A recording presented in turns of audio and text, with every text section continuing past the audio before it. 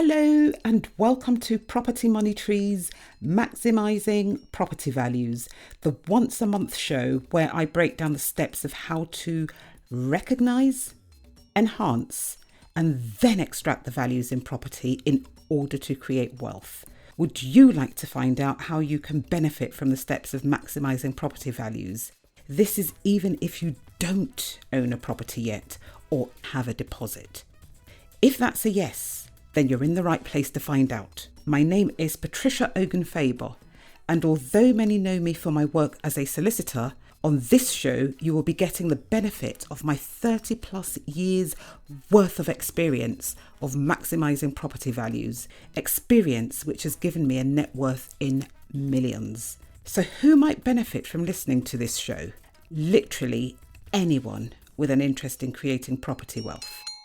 Hello and welcome back. Today we're going to start on the enhanced part of maximising property values. I'm going to really drill down into the numbers, into the thinking behind the decisions that are made. So I'm starting with a very simple example, which is also on the Property Money Tree website, and you will find that at www.propertymoneytree.co.uk/examples. This was a relatively small flat in W2 London, so it's prime London, absolutely gorgeous setting. It was just absolutely beautiful. Stucco fronted building, so obviously period, appealing to lots of people, very big windows, long lease, so there wasn't a problem there. It was 125 years. The ground rent was minimal, £10 a year, so knew that no future purchaser would be put off by high ground rents. The service charges were relatively low, £88 a month, so again, not a problem there. So this was a studio flat. It had a tiny narrow kitchen, it had a smallish bathroom, and it had a good sized sort of like bedroom, sitting room, which you always have with studio flats. It had high ceilings, 3.2 metres high. And initially I considered perhaps putting a mezzanine floor in to give it the 2 levels and then leave the kitchen and the bathrooms where they were. But in the end, I thought that might not appeal to everyone. And if someone were, say, for instance, to sleepwalk during the night, it could be quite dangerous for them. And so in the end, I just thought, no, that may well put some people off, so didn't go for that option. So the next option was to just refurbish it and leave it as it was. But if I were to do that, I honestly didn't think that I'd be able to enhance the value enough to make it worth my while. So I went for the third option, which was to change the studio flat into a 1-bedroom flat, because 1-bedroom flats are a lot more attractive to people. Even though the footprint remained exactly the same, it just meant that if somebody was living in the flat, they could have visitors without the visitors sort of like looking at their beds where they'd just maybe rolled out of bed, or see their clothes sort of like piled up in a corner where they'd thrown them the previous night. And it just affords another level of privacy, which purchasers do value. So I knew that was the way forward for that particular flat. So what did I do? Now, a lot of people will go into a flat like that and they will do what they want to do, and they won't get the necessary permissions and or consents. But doing that is not a good idea at all, especially if you want to sell within the next 4 years. The reason being that when the purchaser's solicitor starts to make enquiries, you will be asked if you've made any alterations to the property. If you lie, it's not worth it, because 10 years down the line, you could be sued by the present owner. So 4 years is that magical number. Anything over 4 years, you can actually insure yourself out of, and it won't necessarily cause you any legal problems if the solicitor acting for the purchaser is experienced. Inexperienced solicitors often will tell their clients not to go ahead with a purchase if, for instance, you've done some works but you don't have a building regs certificate, even though they can actually get something called indemnity insurance. And what the indemnity insurance will do is it will guarantee you that if the local authority in the future comes knocking on your door and says, these works were not authorised, you need to undo them and put the property back to how it was, then the insurance will cover your costs of having to do so. And not only that, the insurance will make up any losses that you incur as a result of the enforcement action. So it just makes you wonder why some solicitors won't advise their clients to go for this indemnity insurance, or maybe what I should have said is why some solicitors advise their clients not to go ahead with a purchase, even though there is an option for indemnity insurance.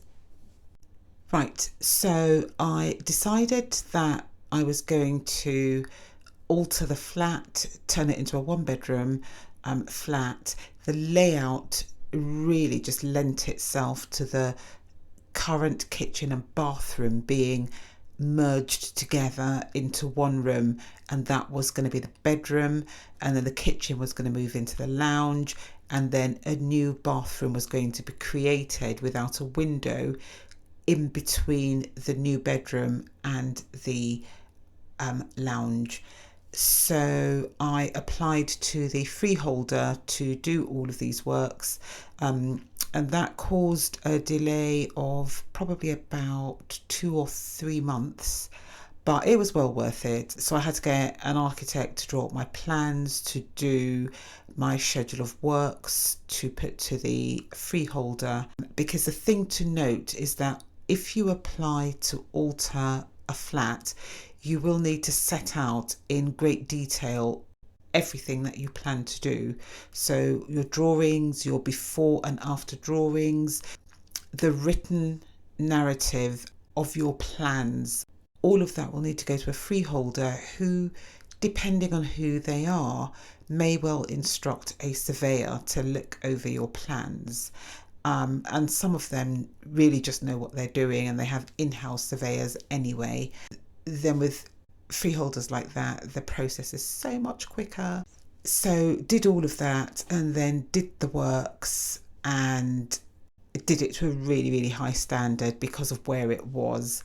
So this was a very simple enhance project, and I'm going to kind of like just go through the figures a little bit just to show that you don't need to be doing something really big, really massive, really expensive in order to make money, because this was actually quite small.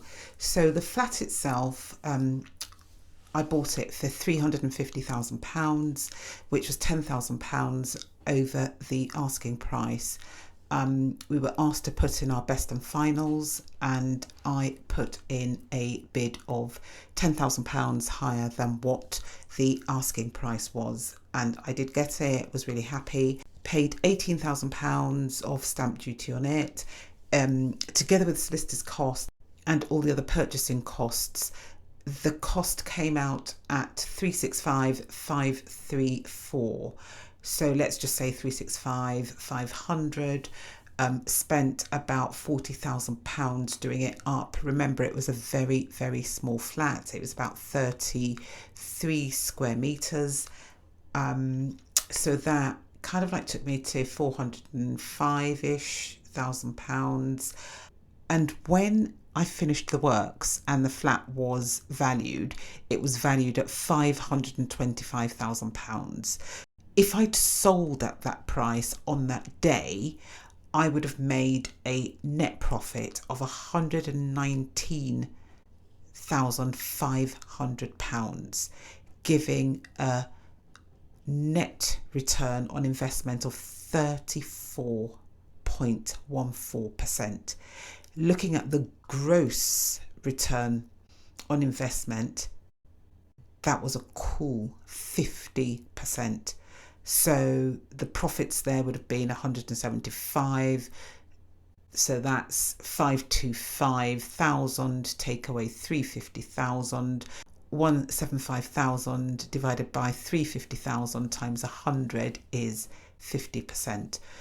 This very simple enhance, anyone can do it, but the value is in finding the right property that's going to give you that sort of level of return on what you're putting into it. It was small, and because it was small, I could afford to go luxury without breaking the bank, because the tiles, for instance, that I used cost about £40 per square metre, but because the bathroom was quite small, overall it didn't cost very much, and so on and so forth. The kitchen wasn't that big. Where you've got smaller developments, you can afford to go high end because you're not going to be using that many sockets or that many switches, not that many doors. I only really ever use expensive doors when I'm doing up really small properties like flats, studio flats, 1 bedroom flats, because you tend to have maybe like 3, 4, maximum 5 doors. So you can afford to buy really expensive doors without it costing you too much. But the effect of what you're doing is what is going to get you that little bit more money. And if it doesn't get you that little bit more money, it will make your property go really quickly. And again, that equates to money, because if you've bridged in order to buy that property, it's costing you for every single day that you've not repaid the bridging loan. Doing a place up, it's not tantamount to throwing money away. If you don't get it back, it will help you shift that property a lot quicker. In this particular case, I didn't sell. I rented it out immediately for £1,863 a month.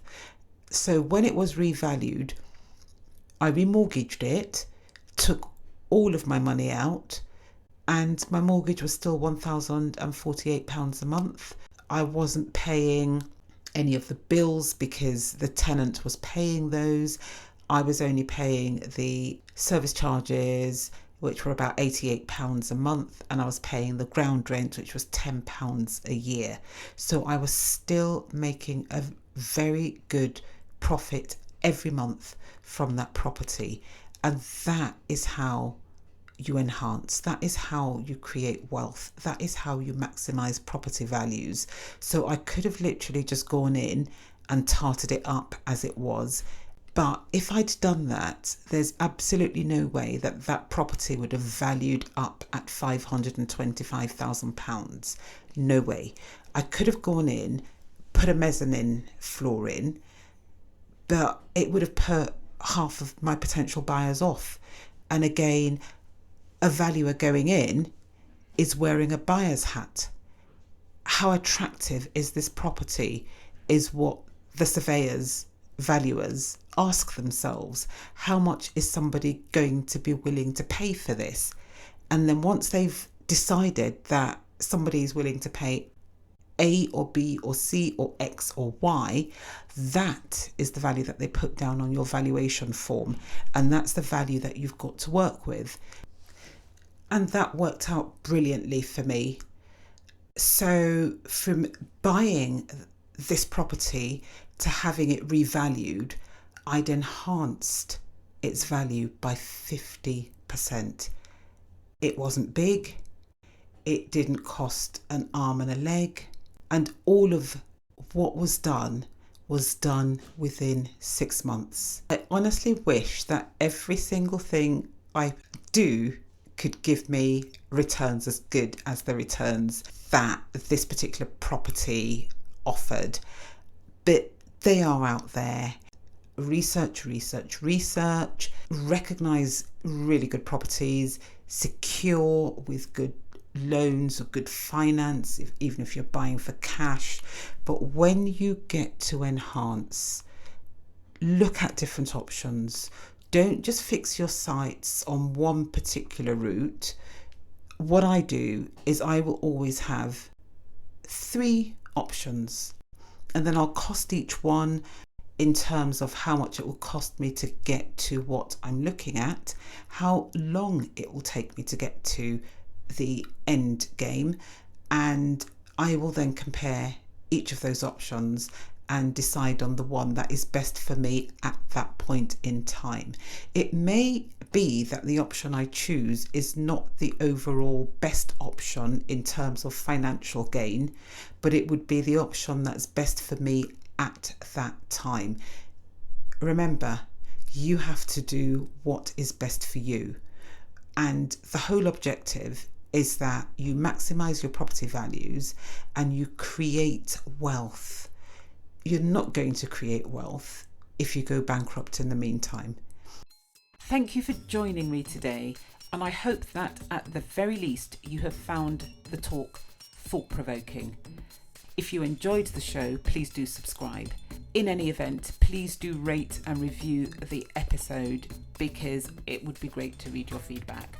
Thank you very much, and hopefully see you next month.